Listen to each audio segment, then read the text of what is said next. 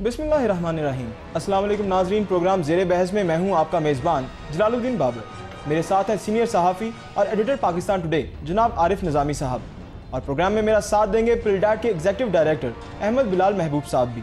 नाज़रीन, आज प्रोग्राम में बात होगी कि अगले इलेक्शंस में कौन सी सियासी पार्टी को ज़्यादा अक्सरियत मिल सकती है और क्या कोई पार्टी तब्दीली ला सकती है।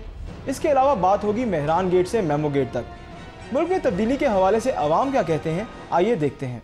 किसी भी पार्टी से किसी को फ़ायदा कुछ भी नहीं हुआ है। इमरान खान डेफिनेटली इस मुल्क को चेंज कर सकते हैं। जिसको पाकिस्तान की एजेंसी जाएगी वो हुकूमत बनाएगा। वर्ल्ड कप भी उन्होंने जीता और गरीबों के लिए मुफ्त अस्पताल भी बनवाए। I like Jamaat Islami. इसके साथ जो भी लोग जो शामिल हुए हैं वो सारे के सारे वो चोरों के टोलों से ही उनका ताल्लुक है। जो पुरानी जमातें हैं उनसे हम तंग आ चुके हैं। सब जो है वो सिर्फ टोपी ड्रामे। फेस वैल्यू तो एक जैसी है, सिर्फ फ्रंट चेंज हुआ है। आने वाला सेटअप जो है वो यही पीपल्स पार्टी और तहरीक इंसाफ की कोलिशन गवर्नमेंट बनेगी। पारियां लगी हुई हैं, पहले नवाज आती है, फिर पीपल्स पार्टी आती है, फिर नवाज आती है। यूथ एक ऐसी चीज़ है जो कि हर जगह में तब्दीली लेकर आई है। एक रेलवे नहीं संभल सकता इनसे, बाकी क्या करेंगे। पाकिस्तान में कोई ऐसी पार्टी नहीं जो अमेरिका या उसको आंखें दिखा के बात कर सके। मजहबी जमातों का जो होल्ड है वो बलूचिस्तान की हद तो सही है। हम तो तकरीबन तहरीक इंसाफ को ज़्यादा सपोर्ट करेंगे। एनपी पेशावर में पीपीपी जीतेगी। मजहबी जमातों का तो कोई मुस्तकबिल मुझे नजर नहीं आता। तहरीक इंसाफ ला सकती है तब्दीली। जी निज़ामी साहब, क्या कहेंगे? अवाम काफ़ी देखिए, ये कहते हैं तहरीक इंसाफ जो है वो ला सकती है तब्दीली,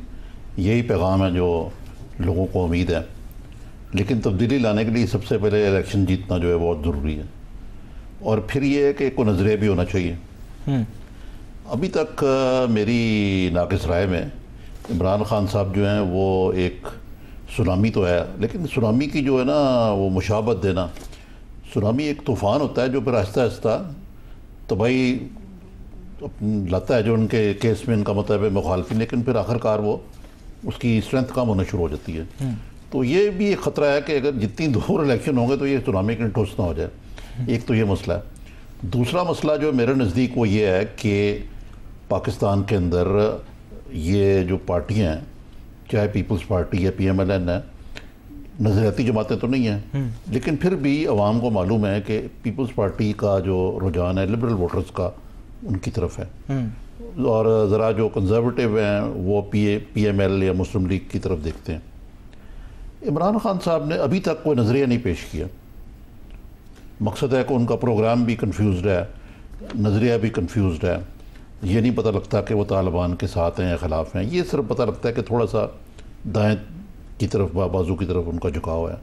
फिर उनका जो एक सादी प्रोग्राम है अभी बन रहा है बड़े ज़ोर शोर से, एनर्जी पॉलिसी आई है, लेकिन वो कहते हैं कि जिस तरह मैंने शौकत खान को ठीक कर दिया मैं मुल्क को भी ठीक कर दूँगा। तो मुझे ये लगता है कि पाकिस्तान में आइंदा भी जो भी इलेक्शन होंगे उसमें कोई उस तरह की भारी मैंडेट जिस तरह नवाज शरीफ को मिला, और उससे पहले भुट्टो साहब ने रोटी कपड़ा और मकान के नारे पे एक तारीखी कामयाबी हासिल की। और वाकई वो अगर देखा जाए तो वो एक गेम चेंजर था। इस हद तक कि उनकी पार्टी जो है 5 दफ़ा इक़्तिदार में आ चुकी हुई है, उनके बाद भी उनकी लेगेसी चल रही है।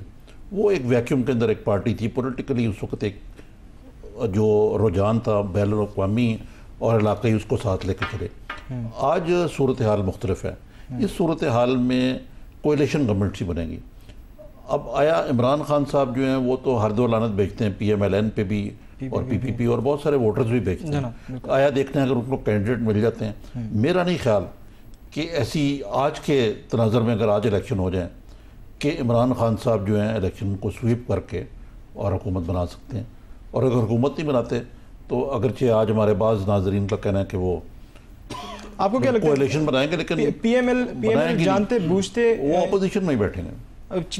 PMLN जानते बूझते जो है तहरीक इंसाफ को बाहर रख रही है, इंतखाबात डिले कर रही है खुद से। देखिए, PMLN का पहले ख्याल था कि जल्दी करा दें इलेक्शन, इससे पहले कि इमरान खान जो है वो पॉपुलैरिटी और उनके नए वोटर्स जो हैं उनकी लिस्ट में आए, तो खूब उन्होंने दबाव डाला कि सेनेट से भी पहले इलेक्शन हो जाना चाहिए। बाद में उनको एहसास हुआ कि नहीं यार, ये पंजाब हुकूमत के अंदर, पंजाब के अंदर को काम करके दिखाएं। मैं शहबाज शरीफ साहब के फंक्शन में था जो इंटरनेशनल वुमेन डेज पे, वहाँ पे म्यूज़िक चल रही थी, तीना सानी का गाना था, कोनेट कॉलेज की लड़कियाँ थीं जो कोई स्क्रिप्ट पेश कर रही थी, और मौसीकी भी थी, और एक जो कंपेयर थी खातून वो भी कोई शोबे से तलक रखती थी। तो मुस्लिम लीग के लिए तो ये नई चीज़ है। इसका मतलब है ये जो कंप्यूटर बांटे जा रहे हैं ये सारा कुछ जो है वो, तो क्या PMLN जो है कंजर्वेटिव से अब थोड़ा सा लिबरल हो रही है और आवाम की सियासी तौर पे मियां नवाज शरीफ साहब तो बड़ा सफ़र तय कर चुके हैं, ये हमारे मेहमान बताएंगे। जी बिल्कुल। वो नवाज शरीफ नहीं रहे जो पहले हैं, लेकिन उनकी पार्टी के अंदर कुछ अजीब किस्म का मोनोलिथिक नहीं है। शहबाज शरीफ साहब जो वो अपील करते हैं जो कंजर्वेटिव वोट है, नवाज शरीफ साहब जो हैं वो लिबरल्स के साथ भी फ्लर्ट करते हैं। मैं उनके साथ रहा हूँ 1-2 मीटिंग्स में, जिससे सहमा के साथ वो ऐसी बातें भी कर जाते हैं कि जी भारत के साथ सारा ये हमें तल्लुकात बेहतर बनाना चाहिए, तजारत होनी चाहिए, वीज़ा फ्री होना चाहिए, ये फ़ौज के ख़िलाफ़ भी एक उनका स्टैंड है, शहबाज शरीफ साहब का मुख्तलिफ है। तो ये PMLN वो सारा एक मलगूबा है।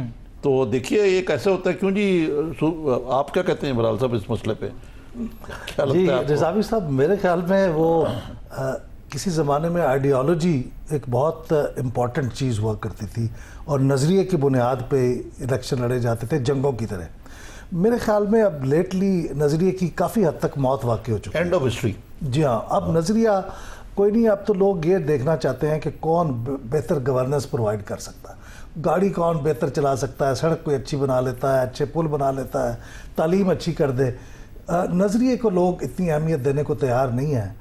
मेरे ख्याल में ये थिंकिंग लोगों में भी है और ये पार्टियों में भी है। लेकिन इसलिए अब वो जो बराल साहब, ये इमरान खान साहब की 3-4 गुना मकबूलियत पहले से बढ़ी है जी। जो बाज़ पोल्स हैं, नवाज शरीफ की कम हुई है और जरदारी साहब की या PPP की तो बहुत कम हुई है। तो आप देखते हैं जिस मेरा तो कुछ सर आपने सुन ही लिया जो मेरी राय है, आपकी क्या राय है कि ये कोई ऐसा हो सकता है कि ये सुई भी कर जाए वाकई? इस वक्त तो ऐसा नहीं लगता जी। देखिए जो सियासत की हक़ायक़ हैं वो ज़रा मुख्तलिफ़ किस्म के होते हैं। आपने उसकी तरफ इशारा भी किया है कि ऐसा नहीं होता सियासत में, बहुत कम ऐसे होता है कि कोई एक पार्टी जो तब्दीली का नारा लगा रही हो या ना भी लगा रही हो उसको एब्सोल्यूट पावर मिल जाए, यानी वो मरकज़ में भी पावर में आ जाए, सूबों में भी पावर में आ जाए और तब्दीलियाँ ले आए। कई जगहों पे उसे कंप्रोमाइज़ करके कोलिशन बनानी पड़ती है। तो ऐसी पार्टी जो किसी से कंप्रोमाइज़ करने की पोजीशन में ना हो या ना करना चाहती हो, उसके लिए कैसे मुमकिन होगा कि वो बिलखुसूस ये भी है ना, आप देखें कि जो लोग शामिल हो रहे हैं, मैं उनको तब्दीली का पैगंबर तो नहीं समझता। जो क्यू लीग के लोग हैं जो शामिल हो रहे हैं और पार्टियों से जो लोग जा रहे हैं, जिनको टिकट नहीं मिलेगा वो इधर चले जाएंगे। तो ऐसी मेरे राय में तो ज़्यादा से ज़्यादा अगर ये होगा कि ये एक तीसरा ऑप्शन तो है ना, ये तो अच्छी बात है कि लोगों के पास चॉइस एक बढ़ गई। किसी क़यादत बन के उभरे इमरान खान, बिल्कुल इस तरह से। लेकिन देखिए एक चीज़ ज़रूर है कि ये लोगों के पास एक तो एक नई चॉइस आई है और उसकी वजह से मैं समझता हूँ दोनों इस्टेब्लिश्ड पार्टियों में जो कारकुन थे या जो मिड लेवल के लीडर्स थे उनकी कुछ कदर में इजाफा हुआ है, उनकी लीडरशिप उनकी बात सुन रही है, तो ये एक अच्छी चीज़ है। लेकिन एक चीज़ जो अहम याद रखने वाली है वो ये है कि जमहूरी निज़ाम में किसी बड़ी तब्दीली की और बड़ी फास्ट तब्दीली की उम्मीद नहीं रखनी चाहिए। मौलाना साहब, ये जो पीपल्स पार्टी वाले हैं ये कहते हैं कि जी हमें तो कोई इमरान खान इफेक्ट ही नहीं करता, हम तो मौज कर रहे हैं और सारा जो है वो नज़ला जो है वो PMLN पे गिरेगा। मैं तो इससे इत्तेफाक नहीं करता जी। मैं भी इससे इत्तेफाक नहीं करता। मेरे ख्याल में पीपल्स पार्टी अपने नुकसान से ज़्यादा, अपने नुकसान पे अफसोस से ज़्यादा इस बात पे खुश है कि PMLN का बहुत नुकसान हो रहा है, लेकिन हकीकतन उनका अपना नुकसान भी कोई कम नहीं हो रहा, क्योंकि अब तक जो लोग शामिल हुए हैं उनमें से बहुत से लोग तो पीपल्स पार्टी के लोग उनके छोड़ के उसके अंदर शामिल हुए, और वो लोग जिनको पीपल्स पार्टी अकोमोडेट नहीं कर पा रही थी वो काफ़ी तादाद में आए। तो बिलाल साहब, इसके हवाले से आपके जो सर्वे आप कंडक्ट करवाते हैं, जो अभी आपने हालिया सर्वे, उसमें वो किस तरफ गया? वो क्या PTI की तरफ गया, PMLN की तरफ गया, या पीपल्स पार्टी की मकबूलियत उसमें बढ़ी? देखिए ये हमने बराह रास्त तो कोई सर्वे नहीं किया था, लेकिन हमारे प्लेटफॉर्म पे आके कुछ सर्वे आप तो मॉनिटर करते हैं ज़्यादा, और फिर आजाद शफी गिलानी जो गैलप के उनके साथ आप उन्होंने आके एक प्रेजेंट किया था, मुझे याद है, मैं मौजूद था उधर। जी हाँ, लेकिन उसमें यही बात जाहिर होती है कि तहरीक इंसाफ ने पिछले चंद सालों में अपनी मकबूलियत में काफ़ी इजाफा किया है, लेकिन उस इजाफे के बावजूद अभी PMLN की मकबूलियत की स्टेज को वो नहीं पहुंची है, और पाकिस्तान पीपल्स पार्टी उस सर्वे के मुताबिक तो तीसरे मकाम पे है। लेकिन अभी इस कतरे को गौहर बनने में क्या क्या कुछ होगा और क्या तब्दीली आएंगी, ये मेरे ख्याल में अभी वक्त बताएगा। लेकिन इसके बावजूद कहा जाता है कि जी ये अगला इलेक्शन भी जरदारी साहब जीत जाएंगे। ये इस बात को रूल आउट नहीं किया जा सकता। निज़ामी साहब, हम आप बैठ के गवर्नेंस के जिन इश्यूज़ के ऊपर बहुत कंसर्न्ड होते हैं, वोटरों की एक बड़ी तादाद जो कि देहातों में रहती है, जो बहुत गरीब है, उसकी कंसिड्रेशन कुछ और होती हैं। वो बेनज़ीर इनकम सपोर्ट प्रोग्राम की जो पैसे हैं और जो उनको सेफ्टी नेट प्रोवाइड होता है, उनके नज़दीक शायद उसकी बहुत अहमियत है, हमारे नज़दीक शायद नहीं है। तो ये देखने वाली बात है कि जब वक्त आएगा तो किस हद तक लोग उस चीज़ को अहमियत देंगे और किस हद तक उन इश्यूज़ को जो मीडिया पे इस वक्त छाए हुए हैं। देखिए ना, हम तो मीडिया पे तो देखते हैं कि जी पेट्रोल महंगा हो गया, बिजली कोई नहीं है, गैस कोई नहीं है, CNG की लाइनें लगी हुई हैं, तो लोगों के नज़दीक तो यही मसाइल है कि उन बेरोज़गारी है। लेकिन अब एक और मौजू की तरफ मैं आपसे पूछना चाह रहा था कि जो ये हम सियासी जमातों की बात करते हैं और PPP की बात हमने की है, यानी अब ये जो मेमो गेट तो चल ही रहा था, अब सुप्रीम कोर्ट ने असर खान साहब वाला केस खोल के मेहरान गेट खोल दिया और यूनुस हबीब साहब ने जो बातें की हैं वो शायद पहले तो हमें मालूम थी लेकिन अब वो ऑफिशियल हो गई हैं। तो यानी कि पीपल्स पार्टी जो है इसके ख़िलाफ़ इस्टेब्लिशमेंट और एक जो 90s के दहाई में एक नाम नहाद दायां बाजू जिसके सरखेल उस वक्त नवाज शरीफ थे, तो इन्होंने तो खूब काम किया है और ये बड़े बड़े पर्दा नशीनों के नाम आए हैं इसमें, पीर पगड़ा मरूम से लेके जाम सादिक अली, अगरचे अल्ताफ़ हुसैन साहब ने तरदीद की है, आबदा हुसैन साहबा का तब का नाम आया, नवाज शरीफ साहब ने तो 35 लाख का तोहफ़ा लिया और वो यूनुस हबीब साहब कहते हैं कि वो ख़ुद दिया उन्होंने थ्रू ISI। आसिफ जमशेद साहब ने शहबाज शरीफ साहब को दिया जिसकी वो 25 लाख जिसको तरतीब करते हैं। तो ये चीज़ जो है ये हमारी सियासत को कोई इफ़ेक्ट करेगी बराह रास्त, वोटर के जहन में कोई चीज़ आएगी कि यार ये क्या होता रहा है और हो रहा है, या ये मोरालिटी को और पॉलिटिक्स का वाकई कोई तल्लुक़ नहीं होता? नहीं, मेरा ख्याल जी बहुत असर करेगी। पहली बात तो ये होगी कि ये जो खुफिया एजेंसियाँ हैं जो माजी में इस तरह के काम करती रही हैं, उनके ऊपर एक डिटेरेंस होगी मेरे ख्याल में। इस तरह खुल के आ जाएगा और कोर्ट में जब ये आ जाएगी और शायद कुछ लोगों को ऐन मुमकिन है कि बेशक सिंबॉलिक सी सज़ा हो जाए या कम से कम लोगों में उनको बदनामी का सामना करना पड़े, तो मेरा ख्याल आइंदा कोई भी मिलिट्री चीफ इस तरह की चीज़ों को सैंक्शन करते हुए 10 दफ़ा सोचेगा। तो मेरे ख्याल में आइंदा ये करना मुश्किल हो जाएगा।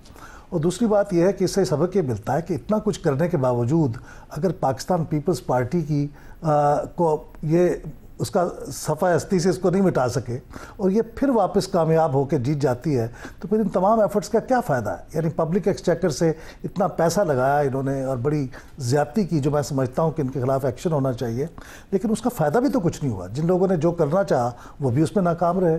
अभी इन्होंने एक्शन की बात की, निज़ामी साहब आपको क्या लगता है ये मेहरान बैंक स्कैंडल जो है इसके अंदर अगर कोई किसी को सज़ा होती है तो क्या, और सज़ा ऐसी है कि लाइक कि किसी को कोई नाअहल करार पा जाता है जैसे नवाज शरीफ साहब हैं, तो क्या आप नवाज शरीफ साहब के हवाले से क्या देखते हैं? ये ऐसा खतरा है, मैं तो आपसे ये पूछूंगा। बल्कि नहीं, ये बड़ा मुश्किल है जी मेरे ख्याल में।